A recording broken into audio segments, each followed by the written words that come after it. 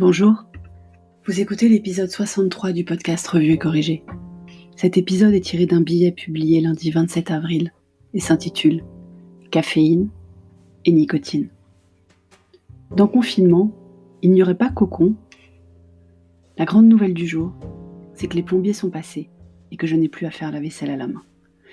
C'est un petit mot pour vous qui me lisez ou m'écoutez, mais un pas de géant pour ma charge physique et mentale.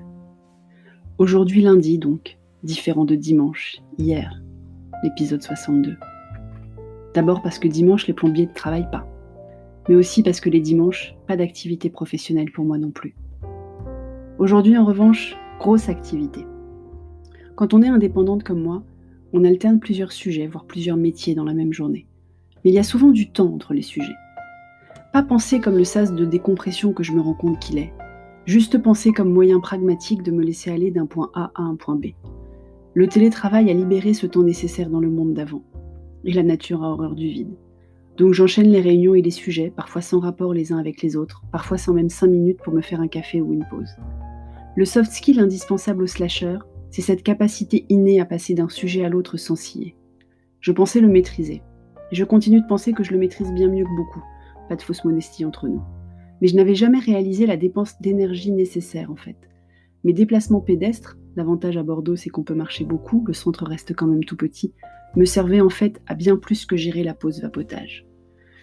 Je vapote donc à présent directement pendant les visios, les cours, les réunions, les cafés de ou de prise de contact, les webinars. Je me mets en mute pour faire couler un café sur la machine à café dans le bureau. Je bois trop de café d'ailleurs, je pense. Je dépense donc de l'énergie, puisque je suis fatiguée. Mais quand même rien à voir avec la marche cependant, en tout cas d'après le retour que me fait régulièrement ma balance. Il faut dire qu'en plus de la réouverture des Merveilleux de Fred, j'ai craqué pour la fabrique à cookies, qui propose d'envoyer une boîte de cookies au personnel soignant dès lors que vous en achetez 3. Qui peut résister à l'idée d'envoyer des cookies aux soignants ? Moi je ne peux pas. On se faisait d'ailleurs la réflexion avec Cher et Tendre, à qui le cardio manque furieusement. Nous sommes en train de ressembler de plus en plus à nos nous de dans 30 ans en fait. On se fait des cheveux blancs, on ne se dépense plus, on a un bec de plus en plus sucré. Il faudrait qu'on trouve l'énergie de pratiquer nos sports de prédilection à la maison. Marcher pour moi, cardio pour lui.